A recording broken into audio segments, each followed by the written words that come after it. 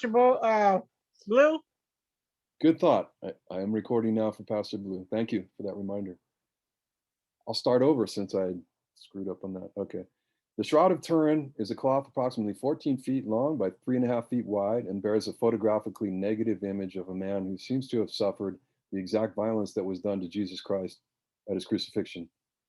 The Catholic Church pretty much guards the shroud and doesn't allow a great deal of analysis of it, but they did allow teams of scientists in there, like I'd mentioned before, this Shroud of Turin research project, STIRP, and so they analyzed it 6 ways from Saturday, and they determined that the most likely source of that image is radiation, because it only penetrates like 1/5 the width of a human hair. That's how deep it is, right? So it's extremely subtle. So, pause. Radiation would be is laid over Jesus's face, and the radiation of the sunlight penetrated the cloth. No, actually, what I think it is okay. So he's laid on the cloth, and it's lengthwise, and then it's folded over, so half of it is under him and then it's draped over his head and the other half is over him, right? Yeah. And he resurrected. Somehow there was a burst of radiation that came from the body and it stained the cloth. Oh, wow. Onto the cloth. And the reason we know that it was an unusual situation is there's holographic information on that. In other words, if you just did a picture of somebody, a two-dimensional flat picture of somebody, and you looked for any three-dimensional data in there, it wouldn't be there, right? But if a cloth is draped over something and then the radiation emanates out, like perpendicular to the core, just straight out in every direction, and the cloth is draped over, then that creates unusual patterns because it's not a flat picture, right? It's going to take into account all the contours of that cloth being draped over, right? So, all right. So that's my theory, and I think it is very well supported by the evidence here. Let me just go on with what I was saying. The image is pixelated, meaning that it's made up of thousands of tiny dots. Each dot only penetrates partway into the topmost fibrils of the outer threads, each of which is about 1/10 the width of a human hair. According to the STIRP report, no pigments, paints, dyes, or stains have been found on the fibrils. X-ray and fluorescence and microchemistry on the fibrils preclude the possibility of paint being used as a method for creating the image. The dots appeared to be the results of oxidation, dehydration, and conjugation, which suggested they were produced by radiation. So the question is, why did it come up with that bogus carbon-14 date, right? In 1988, a sample from the shroud was carbon dated to between 1260 and 1390 AD. To many, this was enough to write off the shroud as a forgery, but new information has arisen since those tests that cast substantial doubt on their veracity. I'm going to skip this little section here because I think that's kind of been eliminated by the next one. According to a report by a pair of scientists, Benford and Marino, in 2005, the section of cloth that was subjected to carbon-14 dating included a 16th century dyed cotton repair that was not part of the original cloth. So that the shroud had been in several fires, and one really scorched it. And so the nuns were, back in that day, it was 1500s, they were experts at weaving, and they spliced in and wove in a cloth repair using that same herringbone weave pattern. They stained it, they made it so it looked, to the untrained eye, you can't tell, it blends right in. But if you get into it with a microscope and you really analyze it, you can tell that's the repaired section. So that's why it threw the dating off. The section that they tested turned out to be part of the original, part of the repair in it. Right? So one of the original STIRP team members, and probably the most skeptical of all of them, was a Los Alamos National Laboratory chemist, Dr. Ray Rogers. He wrote them off as crackpots, and he told another STIRP team member, "I can disprove them in 5 minutes. Watch," because he had some pieces of that stuff that he can analyze. So let me just pick up where I left off here. He had shroud scraps left over from previous analysis. To Rogers's disbelief, however, he confirmed Benford and Marino's analysis. Further examination of X-ray fluoroscopic photographs of the shroud further confirmed the existence of the contamination. The variance in the 3 dates from 1988 appears to match the apportionate extent to which they were contaminated by the cotton repairs. In other words, one had a lower percentage So it was affected less. One had a medium percentage, one had a higher percentage. And you can see that the dates are affected by how much percentage of the repair they had in, right? So in other words, the one thing that it failed on, the one test that it failed on was that carbon 14, and all the other tests it showed to be legit.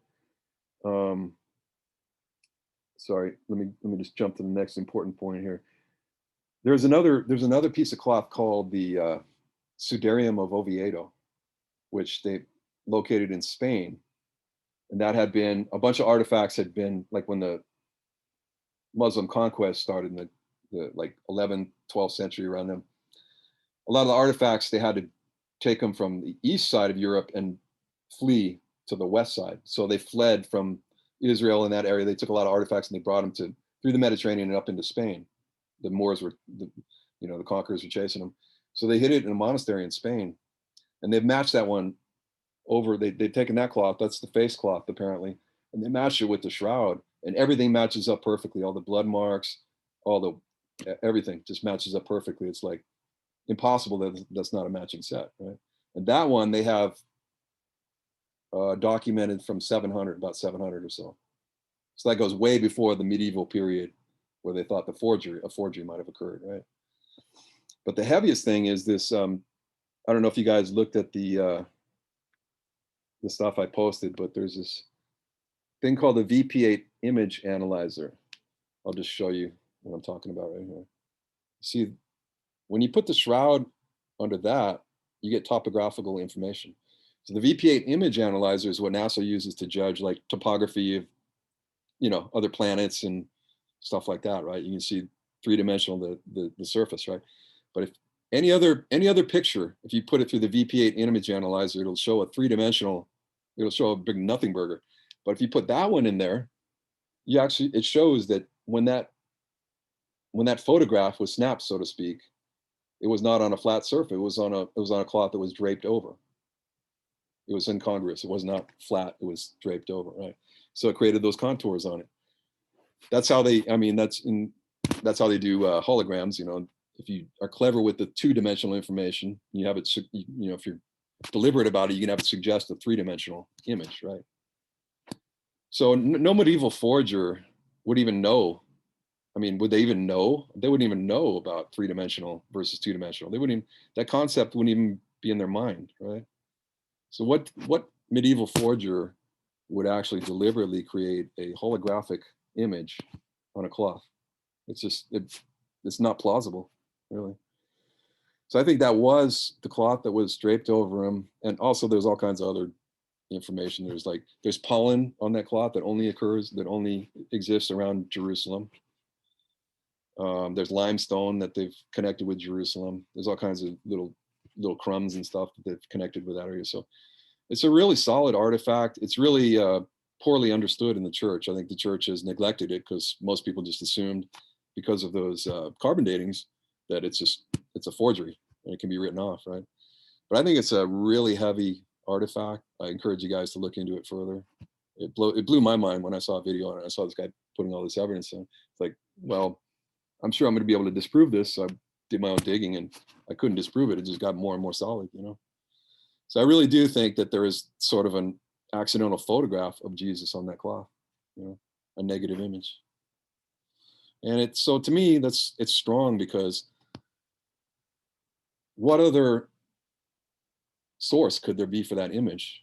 I think that's actually, in my opinion, it's a gift to those who have eyes to see, to kind of think about it, because there's no other explanation for that thing, I don't think, that holds water. Any thoughts on that?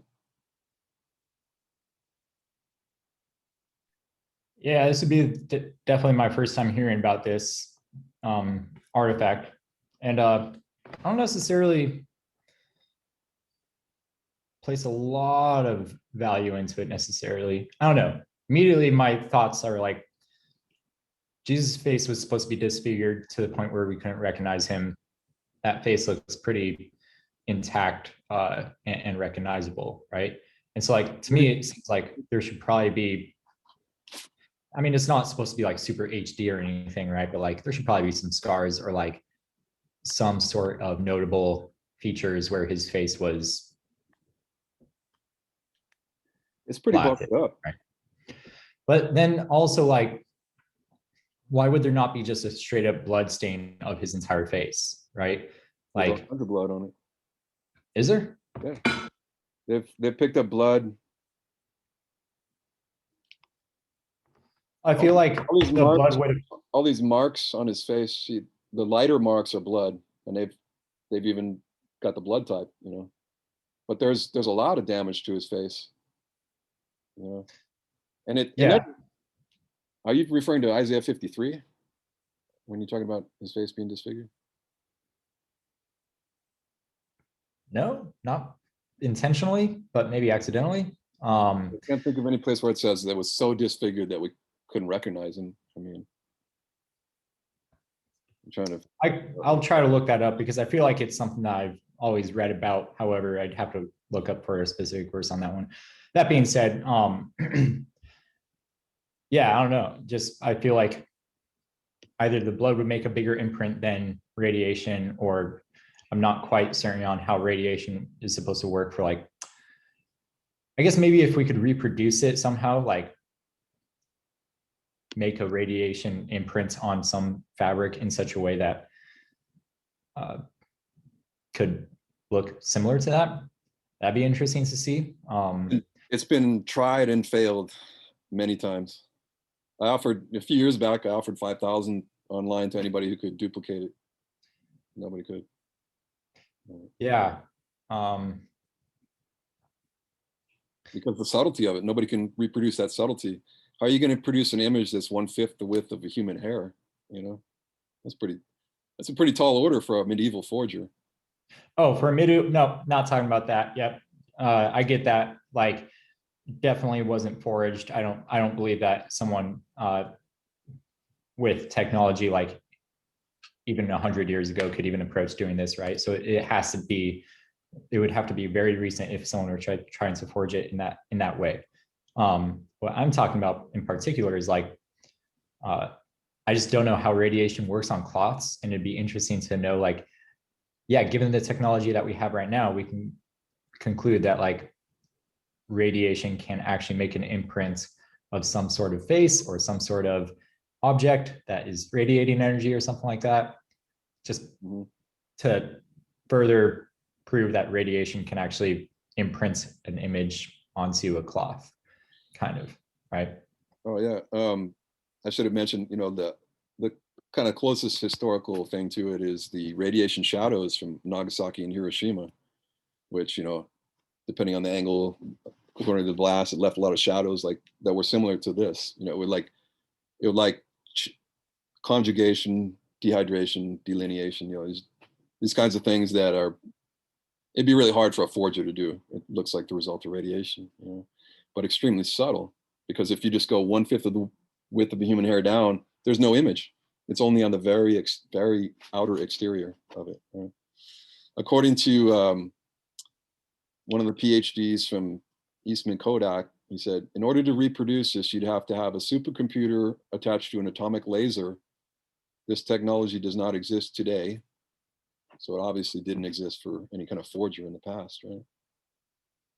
So I don't know. It seems like everybody I engage on this is kind of like, okay, I'll look into it. I'll engage further on it. And they always never seem to go to the next level. But I encourage you guys to look into it. And I think try to disprove it. Go ahead and try to disprove it, because that's what I try to do, and it blew my mind, you know? Steve, I heard this story a long time ago. It's a fact, and I believe this cloth kept in Europe now. Yeah, it's in Turin, I believe. And there many researchers, or actually many people that work on this, they turn to Jesus. They start to believe in God and believe in Jesus, because, as you said, this cannot be happen on any devices, even these days, can do that. And there is another fact as well. Once it come, I will share it with you. When they bury Jesus, the light comes from this place on the day of the resurrection, because in the East, they celebrate Easter next month. So that's in Israel. Two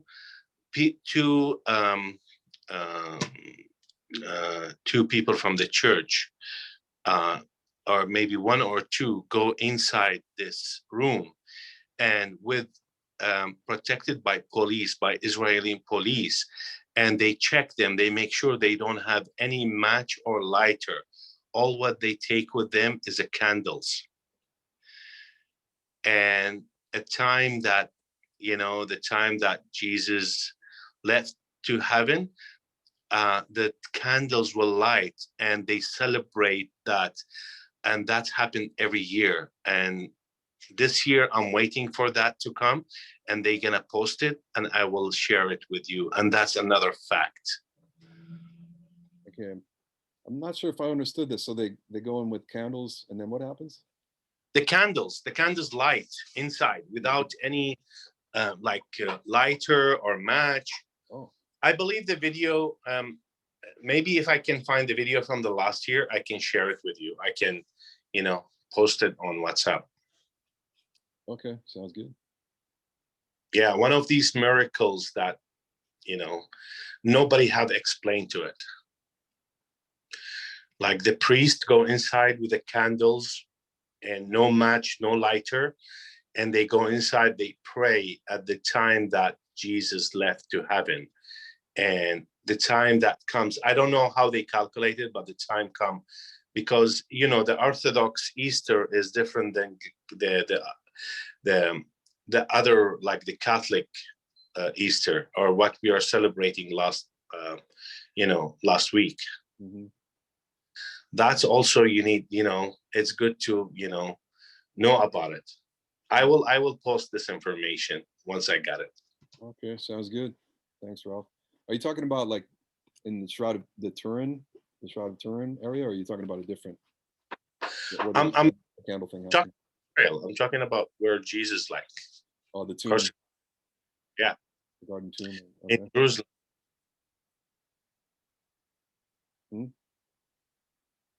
Oh, your voice disappeared. Oh yeah, that's what, it's in Israel, in Jerusalem. Oh, okay. Well, that's heavy.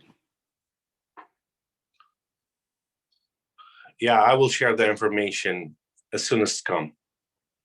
Okay, sounds good. Yeah, I just thought that was a good thing to put out, given the fact that we just celebrated Easter, and a lot of people don't know about it.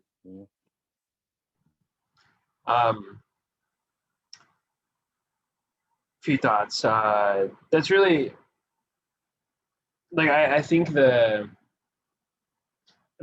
thing that I'm thinking of right now is, and where I feel like I would get stuck on if I chose to, try to disprove it, is how else do you get that image? I think that's the biggest thing that the Shroud of Turin has going for it. And here's where my playing devil's advocate here, where my hesitancies lie, is that there's nothing else like this, right? Like an image of Jesus, that's insanity, right? Mm-hmm. What else do we have physically that's close to this? And I think that's why I don't know, the fact that this is so suppressed, I almost feel like it's not because of carbon dating, it's because we as Christians, we have faith, right? And this is almost too real. So that's why it's in me to be oh, this, it's got to be fabricated, right? But I don't know. There is what do you guys think about that? That's how some people think. It's I don't want evidence because it'll ruin my blind faith. I don't think that's good reasoning. I don't think that's. You might as well have the evidence if it's there. Yeah. It's reasonable. Don't need. Were you going to say something, Ralph? I said, absolutely. We don't believe evidence. We believe in him. Well, you know, evidence is good though. We do the faith thing when we don't have a complete picture. Well, we shouldn't like bar evidence. We shouldn't be into blind faith, because then we're no better than Muslims and Mormons and people like that just, you know, accept some book and they just, oh, it sounds wonderful, let's do it. You know, we should, I think we should, you know, value evidence. But of course, you know, it's kind of like a puzzle, a jigsaw puzzle. It's not finished, right? You can get an idea of what should be, where the missing pieces are, and you proceed based on that, your best inference as to what the big picture is, right? You have some missing information, but it's okay, because you have a bunch of other information and it implies what is there where the missing information is. But that being said, we shouldn't oppose information. It's good to have information, right? And evidence and data. We're always going to be incomplete, and that's the place for faith. To me, there's always going to be some incomplete aspect of it. And God wants us to not be terrified by that, but infer the best inference and trust him, right? Very true. Like, especially when I came from, like, there's lots of Muslim, and prove what you have. And that's the proof. Okay, show me what they have. They don't have anything to prove. But we have a lot to prove. We have lots of evidence. Yeah? My biggest holdup on this is it's not really a God-derived type of thing, and there's nothing in the Bible about it. So like, if for some reason this was supposed to be some crucial piece of evidence, like it wasn't mentioned, it wasn't written about, people didn't talk about it, apostles didn't talk about it, like no mentions. And then I guess I struggle putting any value into like someone who says it must have been radiation and it must have been from Jesus and it must have been when he rose from the dead. Like, we don't know what that looked like. We don't know how the miracle was performed. We don't know why would there be radiation? Like, is that supposed to happen when you get resurrected or like, you know, brought up from the dead? So those are just things that are like immediately concerning to me. With those concerns, I would feel way too unconfident to bring it to anyone who's a non-believer. This particular piece, that's my biggest hesitation. Yeah, I wouldn't suggest anybody just go running and put it in people's faces, but this is just, the idea is just to get you guys to dig into it yourself, confirm it yourself, and then you'll get past all these, because all these questions have easy answers to them. You know, it is mentioned in John, they mentioned the linen cloths, you know, and there's no room time-wise. The Bible is all completed, you know, within the first century. And that icon was, it wasn't a big deal back then. You know, it was like, there was bigger things to talk about. On the order of priorities, the big mountain of priorities of things to talk about, it was way down here. And they were, you know, these are eyewitnesses that were telling, you know, relating conversations, Jesus, teachings of Jesus, and so on and so forth. I think it was low on their priority list to say, hey, look, we have a cloth, blah, blah, blah, you know. The image doesn't really show up. It's very subtle until you look at a negative. That's when it blew everybody's mind, when they invented photographs. And in like the late 1800s, Segundo Pio, this Italian guy, took a picture of it and they looked at the negative and they're like, that's Jesus looking at me, holy smokes, because it really comes out in the negative, right? So I don't know. It's I hear what you're saying. It's like, it's weird that less attention has been applied to it. But you know, I have an investigator's mind. I have friends that are investigators, and I love sleuthing and investigating stuff, you know, disproving stuff. I'm always disproving conspiracy theories and wild, stupid stuff, you know. And I thought it was going to be one of those types of things, and it went the other direction. It was like, oh my gosh, this is 100% solid, you know. Look into it. Don't trust me. You know, do the research yourself. But it's a good starting point. The stuff I posted, you know, just you can see some of the thoughts about it. You know, there's also like coins. They put coins on his eyes, and you can actually see. They got down there with, you know, microscopes, and you can see the inscription on the coins, the Roman coins from AD 30, and they're on the eye, and that shows up actually in the image. You know, there's all kinds of little details like that that are like, whoa, it's very confirmatory. It's like just thinking about what a forger or a fraudster would have to do to get all this together is just, there's no way, because this thing it's been under lock and key since a French knight brought it back from one of the Crusades in like 1200, 1250, something like that. You know, they got a hold of it in Syria. It had been, you know, in a frame and venerated, you know, and so they've known exactly where it is. It's been under lock and key since then, right? So there's no way anybody invented it from that time forward. So we know that if it was forged, this is technology that had to be like 1250 or previous. No chance, no chance. You know? So it's just an interesting thing to look at. You know, it's like when my faith is a little stretched dry, and I think about that, it solidifies it, makes it stronger. You know. Don't forget that, man. Don't forget, there is a picture of Jesus, the resurrected Jesus. I believe it's the Shekinah glory that created that. You know, you guys have probably read that concept in the Bible, the light, God's light. You know, it's associated with a lot of things that are heavy and Christ-like the star, and there's various other things in the Bible where God is associated with bright, shining light.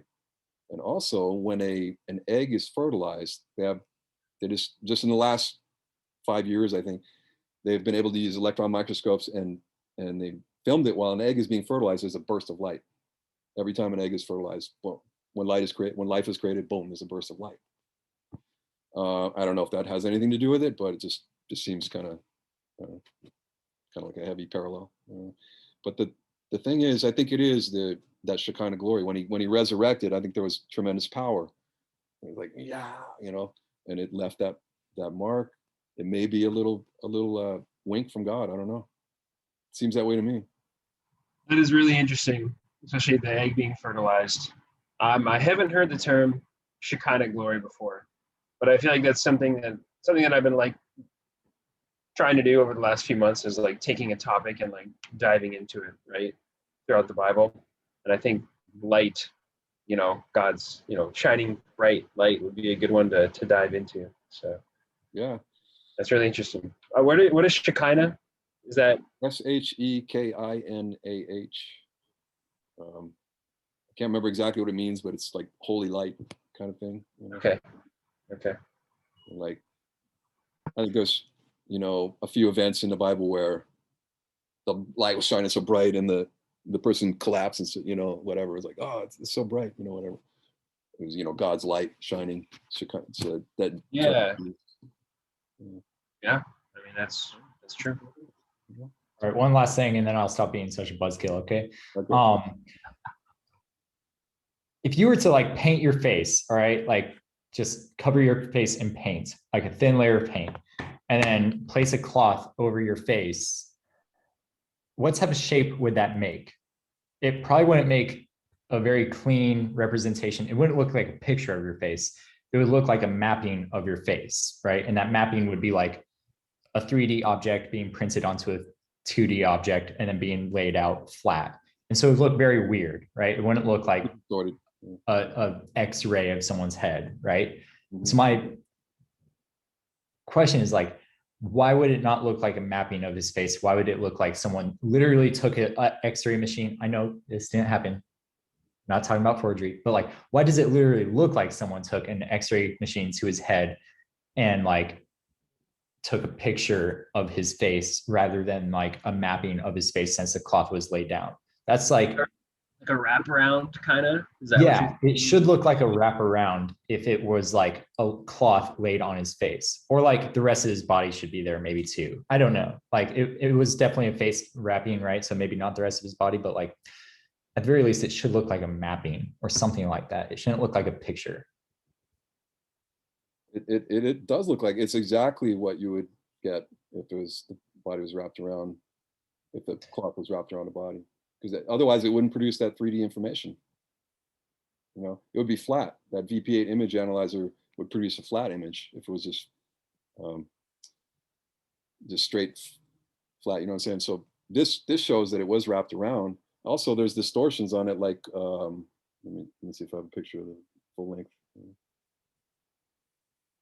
I mean, you don't have to do this because like it would obviously be kind of like gnarly to do, but like if you painted your face and like put a cloth over your face, that paint is going to be all over that cloth, because that means like, well, it was a centimeter away from your face right here, a centimeter away from your face right here. The depth wouldn't be like that. V8 or V whatever image has like that 3D representation because it was a flat thing over his face and there was depth. You can see like how it goes super deep when it gets to his cheekbone versus his nose, right? His nose is really sticking out, but the cloth is touching his nose the same way that it should be touching his cheekbone. So they should be at the same depth, which means it would be mapped out.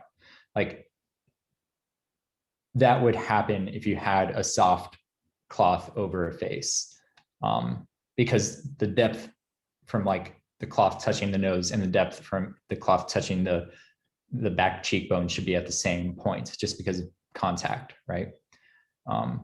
So it might look a little bit weird on the eyes. That would be noticeable, or maybe the lips because there's a little crevice there, or maybe a little bit around the nose, but it still wouldn't look.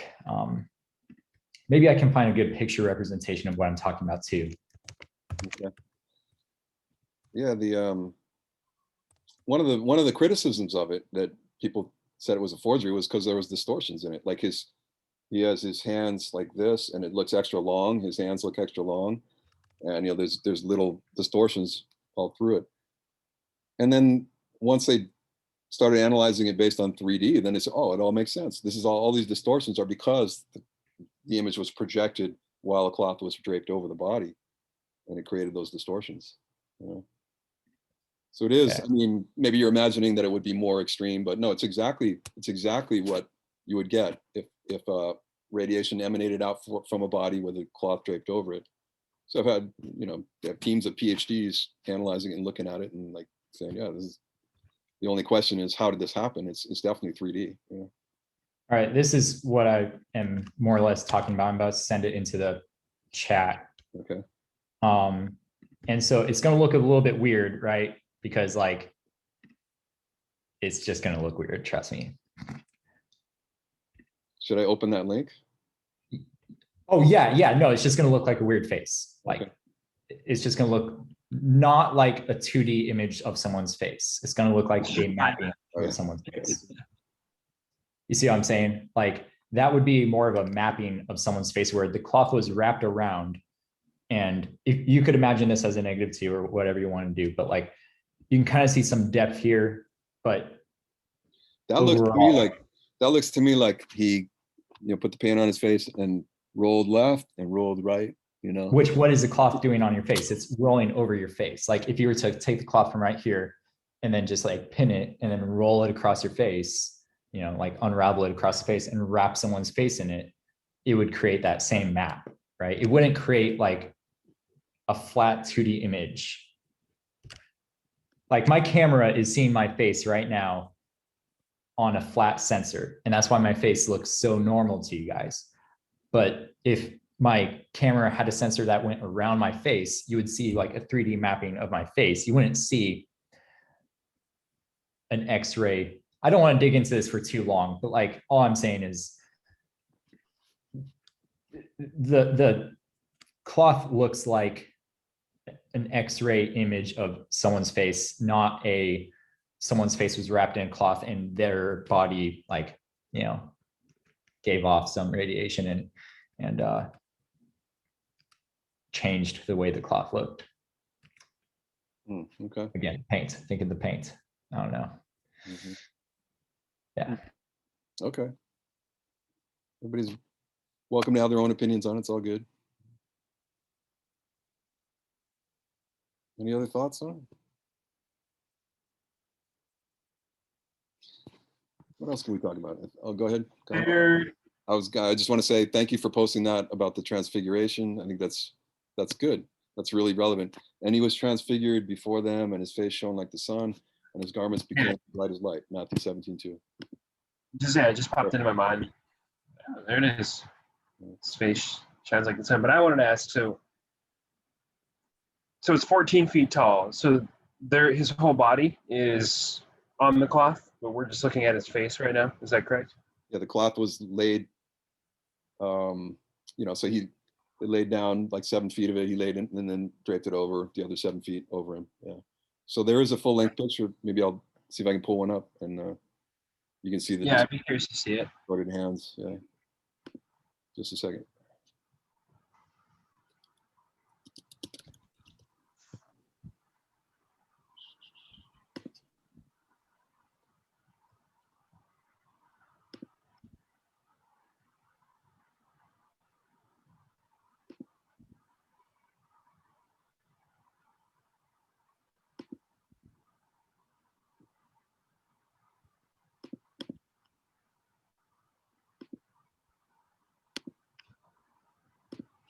Okay, I'm going to post a link.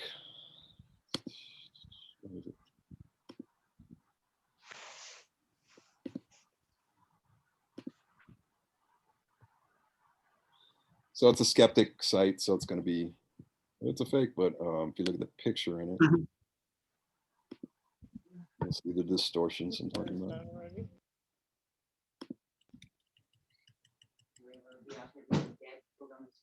I guess I should have just screen shared, but anyway, can you see that, Norm? Is it in chat? Yeah.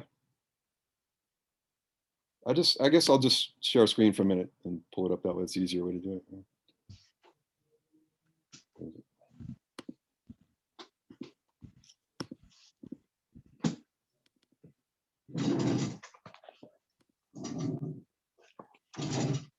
Okay.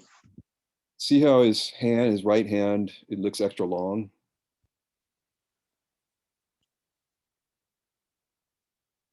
And Yeah. there's a few other things that look off, There's like, he apparently got, the standard whipping was 39 lashes. So he got it at least twice. I think they've counted like over 160 wounds on him. Those whips had like pieces of bone in them or metal fragments. So they would tear you open and eventually would expose your organs and stuff. But you can see all the whipping marks up and down him. And, some distortion, like his arm looks a little extra long. His right arm looks like it's extending too far, his right hand. And there's some other things too, like tradition took off that, everybody assumed that the nails had gone through his hands. But you can see from this cloth, they went through his wrist, right? And scientists have determined that if they were through the hands, it wouldn't have held him up. That wouldn't have worked. It had to happen through the wrist for a crucifixion to work. Otherwise, it wouldn't have stayed up. Right? So anyway, that's that. I'll stop the share now. Any other thoughts? You got any thoughts on that, Annette? I do, but I'm not sharing. That's okay. Thanks. Okay. How about you, Ashley? What do you think? I think all I'm feeling right now is holy crap, because I had never heard of this before. So I think it's really interesting. I definitely will look into it more and not just say I'm gonna look into it more and not do anything about it, because it's interesting. Cool. Good to hear. So I mean, I don't know what else to say. I think everybody's viewpoints are pretty good. I like what Kyle said and Norm said and what you said. Thanks. Okay, cool. Yeah, I think it makes me think a lot based off of what everybody else said. Like, especially what Norm said about it, like wrapping around and stuff like that. Mm-hmm. And then kind of like what Kyle said about something like about, what was it, Kyle? Like evidence, like we don't want evidence because we have that faith or something like that. But I almost feel like if you like research it and you find it, I feel like it would grow my testimony if I if I fell into like what Steve's thinking, because I'm like right down the middle right now for sure. But I think it's really interesting. Excellent. Yeah, that's all good. Yeah. totally valid to be critical about it, Norm. Just be fair, you know. Just be fair. It's all good. As long as we're fair-minded, truth-oriented, it's all good, you know. No bias is necessary. Right. Oh, anything else you guys want to talk about? Or if you have any other thoughts, or I mean, happy to talk about this more or whatever you want to talk about.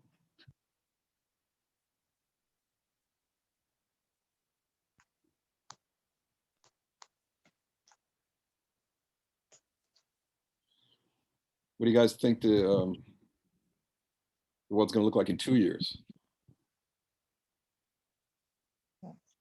Instead of, we were talking about 10 years before, I think.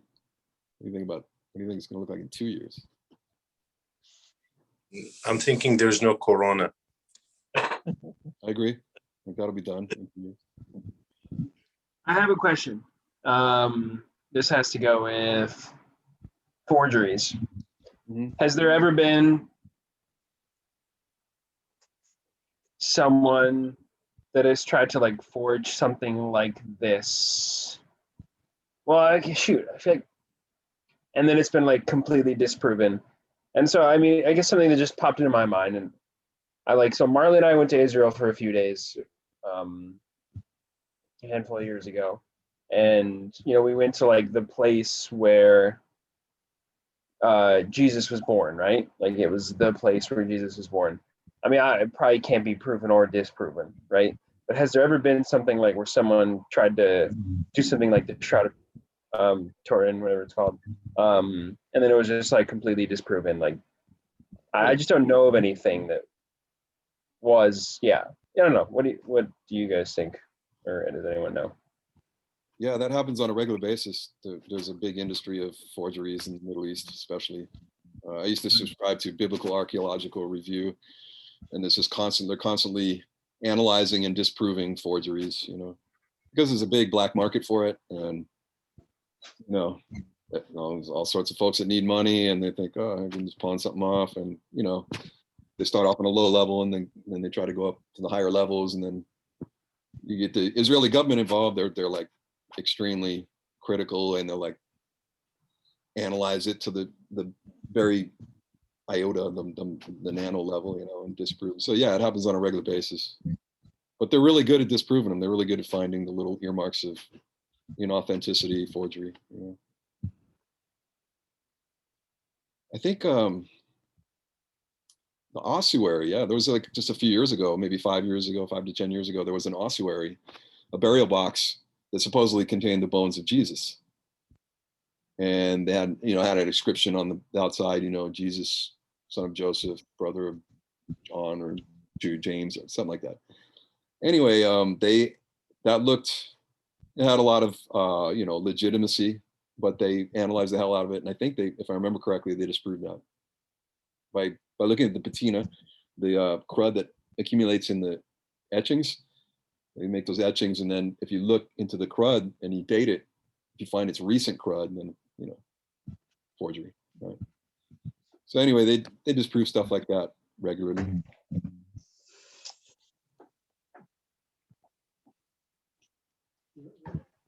Thank you for that answer. Mm-hmm. Yeah, I think with this is interesting, because I've heard about this before, Steve. The Shroud. And from you know, talking to you, and Mm-hmm. I haven't gotten to this part in your book. This is chapter 9, right? I haven't gotten that far. But Marley read your book, and so, you know, we talk about it. And, it's interesting, because like I don't feel like I need this to be real for like my faith. If it's real, it's amazing to think about that we're looking at an image of Jesus's body, like absolutely amazing. And I can see how, if I were to come to a point where like I put stock into it, even if it, you know, my faith's not going to depend on it, how it could totally increase my faith. You know, guarantee, make my faith stronger, if you will. Mm-hmm. And then there's the thing of like, so this shroud, theoretically, potentially, and Steve, you might be able to speak to this, could be used as like a witnessing tool, right? Like, hey, there's an image of Jesus, and like, where does that come into play? So I guess here's my question, Steve. Have you used that as like a witnessing tool? Yes, and that's my whole focus. Yeah, that's Yeah. what it's all about. Yeah. I mean, it makes me feel good to know it exists, and you know, just yeah, it's makes me feel solid. But that's the thing, is I want to use it to get people to Christ and show them this really happened. You know, this is something that happened in history. It's not a story. You know, it's not a fable. So I think it's supportive, but nobody's faith should be only on the shroud. Nobody should idolize it. Nobody should treat it as an icon and venerate it and pray to it. Right. Not nonsense, but just see it as a nice piece of supportive evidence. You know, that's the way I see it. For sure. And if anything, it points to just like I mean, in our conversations, we're like, Norman, I think even you said, like, you know, how in the world do you forge that thing? You know, like, we just don't know how that could happen. I don't know. I mean, it's a thinker for sure. Like, something, you know, something that were to be brought up. It's like I mean, we're talking about the greatest event in history, you know. So I don't know, maybe the greatest event in history, maybe it's not a surprise that there's evidence for it.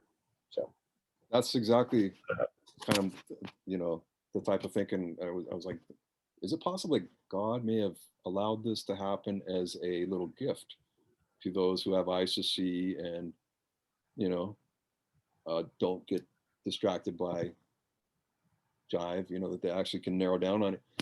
I don't know, maybe. It strikes me as a maybe, because it's just, I've been thinking about this. I first was exposed to it, like, it's supposed to have been like 95 or something like that, long time ago. And I've been trying to find any way to disprove it since then. And nope, it just keeps holding up, you know.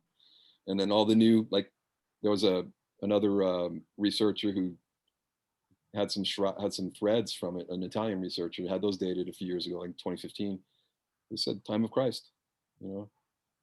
So, you know, so my point being that every few years that goes by, another piece of evidence supporting it happens, that gets more and more solid, generally, you know. So I just try to use it as a witnessing tool when applicable, you know. But yeah, it's a little it's something nobody should just get all their eggs in that basket, you know. Obviously we have to have, you know, a multivariate approach. We have to understand the history and other things as well, but it's just an additional piece of evidence, you know. yeah. Good stuff. Yeah. Had you I like heard of, talking. yeah. When did you first hear about it, Ralph?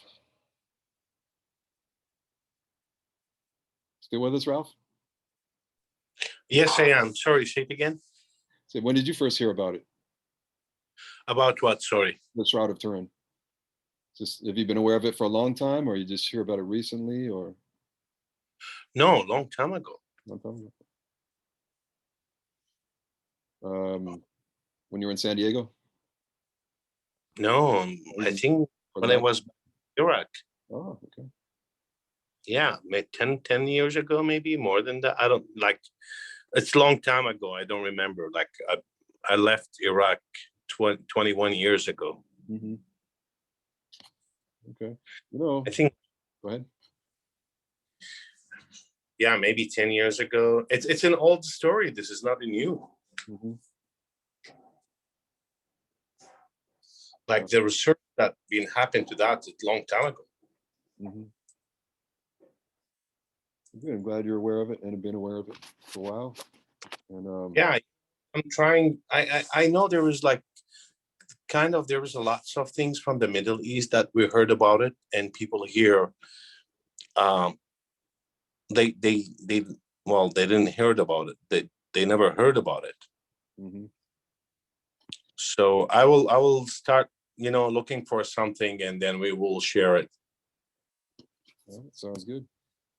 By the way, I was going to ask you, just, you know, different subject, but I heard that you're from Nineveh, or you near Nineveh? Or, I'm from Nineveh. Yeah. Nineveh, wow. There's- And I heard that that's the oldest city on earth. Is that correct? Does that seem right? Yes. Yes. Wow. You know, the history of this country is over 6,000 years, Mhm. and Abraham, it came from there, and that's the Babylon. They call it Babylon or Mesopotamia, Mhm. and there where we started the civilization. And the number that we are using here in US, the 123, it started from there. But the language is the Aramic, the original Aramic, and inherited from there the Hebrew, the Arabic, the Syriac, and there was different languages that they speak over there. Mhm. But that's so heavy that you lived where Jonah went to preach, and the oldest city on earth. I think that's close to the Tower of Babel, where the Tower of Babel was, right? And Nimrod, and so much history. You're near where Oh, heavy history there, is. yeah, there's a lots of history. As I remember, I told you maybe when the church that I baptized in, Mhm. and when I grew up, I went there and I saw the Bible that written on the skin of the deer. On the skin of a deer. Wow, that's Yeah, awesome. yeah, that's all the church there. Wow. But those, yeah, That's, stupid that's really ISIS, cool. they broke in, they demolition some of these church. That's sad.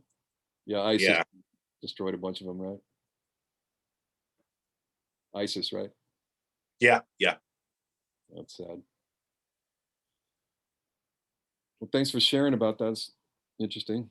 Very, very heavy that you came from that area.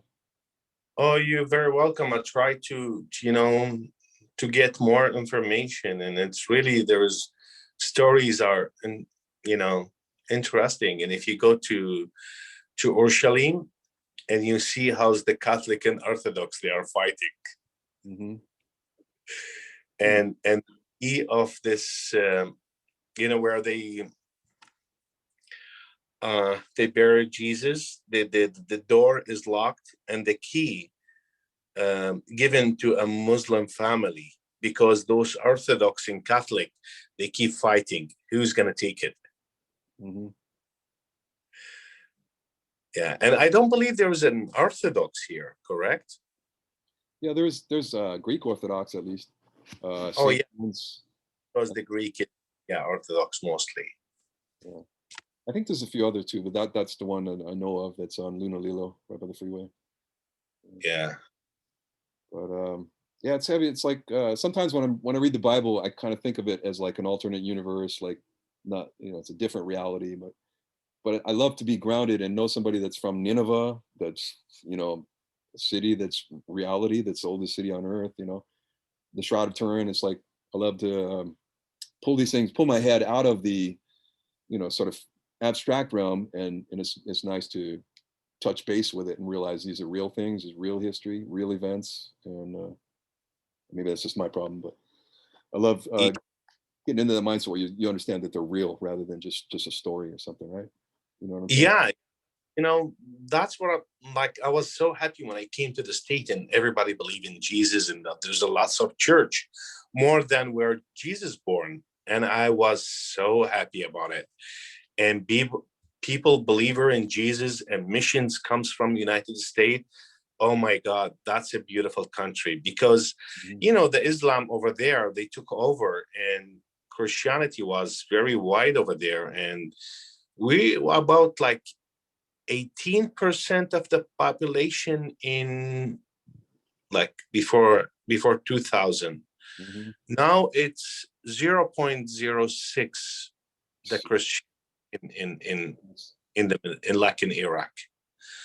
Everybody run away from this country. That's sad. Yeah, and I don't know. Like my friend, she told me she left long time ago. She came to the state, Mhm. and she said, "Well, listen, look at the Bible." She said, "Jesus said, run away from Babel, my people." Mhm.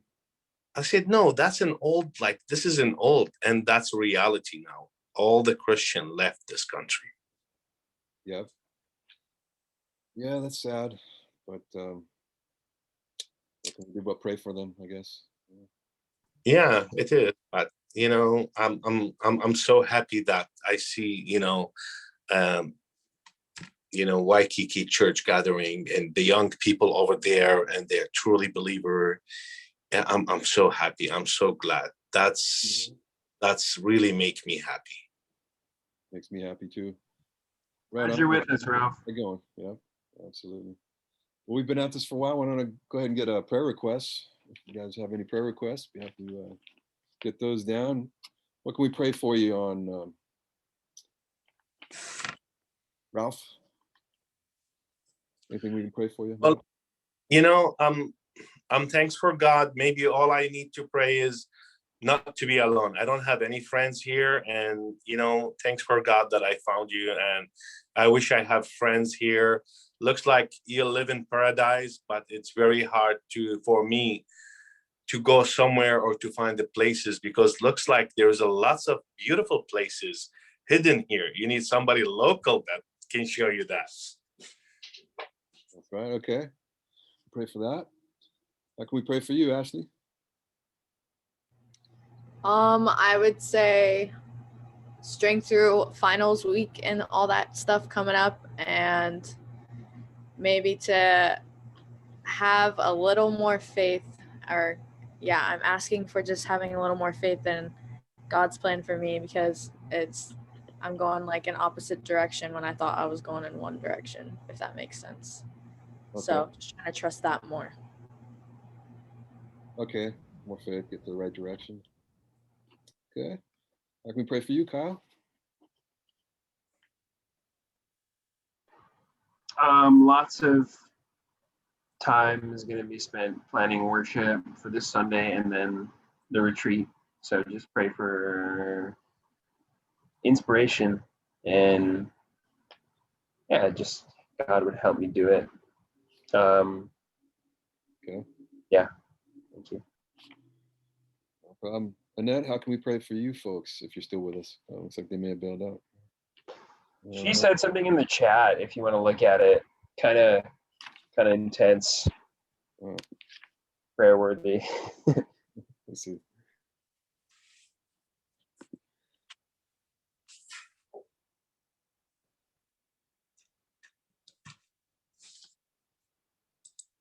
Oh, okay.